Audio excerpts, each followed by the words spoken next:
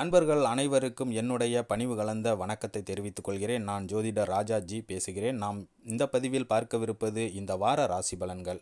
ரிஷபம் ராசி அன்பர்களுக்கு இந்த வாரம் முழுவதும் என்ன மாதிரி பலன்கள் கிடைக்கப் போகிறது என்பதை இப்பொழுது இந்த பதிவில் நம்ம பார்க்கலாம். வீடியோவை ஸ்கிப் பண்ணாமல் முழுவதுமாக பாருங்கள். அப்போ தான் நான் சொல்கிற பலன் உங்களுக்கு முழுவதுமாக தெரிய வரும்.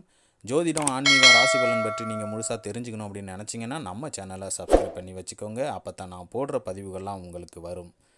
சூரிய பகவான் உங்கள் ராசிக்கு 12ஆம் இடத்தில் இருக்கிறார். ஒரு காரியத்தை நீங்கள் செய்து முடிக்க நினைத்தால் அதில் ஏகப்பட்ட இடையூறுகள் உங்களுக்கு உண்டாகும். ஆனால் அதே செயலை அடுத்தவர் மூலமாக முயன்று பாருங்கள். சிரமம் இல்லாமல் உங்களுக்கு நடந்து முடியும். தொழில்துறை ஏற்ற இறக்கமாக நடக்கும். சந்திரனின் இடப்பெயர்ச்சிகள் உங்களுக்கு நன்மை தீமை கலந்த பலன்களையே கொடுக்கும்.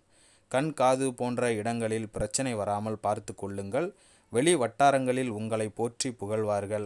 ஆன்லைன் வர்த்தகங்களில் அதிக ஆர்வம் காட்ட வேண்டாம். செவ்வாய் 11ஆம் இடத்தில் அமர்ந்திருக்கிறார். மேல் அதிகாரிகளின் கோபம் உங்களுக்கு மன சங்கடத்தை கொண்டு வந்து சேர்க்கும். தகப்பனார் உடல்நிலையில் பாதிப்பு உண்டாகலாம். விபத்துகள் ஏற்பட வாய்ப்புகள் உள்ளது. கவனமாக இருக்க வேண்டும். புதன் 11ஆம் இடத்தில் இருப்பதால் நண்பர்கள் குணம் மாறி நடப்பார்கள்.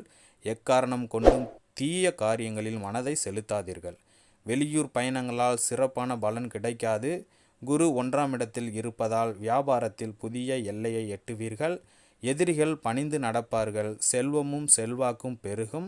கணவன் மனைவி உறவு கலகலப்பாக இருக்கும். சுக்கிரன் 12ஆம் வீட்டில் இருப்பதால் உங்களின் உதவிக்காக பலர் காத்திருப்பார்கள். கடவுள் பக்தி அதிகரித்து குலதெய்வ வழிபாடு செய்வீர்கள். சனி 10ஆம் இடத்தில் இருக்கிறார். திடீரென்று வெளிநாட்டு பயணம் மேற்கொள்ளும் வாய்ப்பு உண்டாகும்.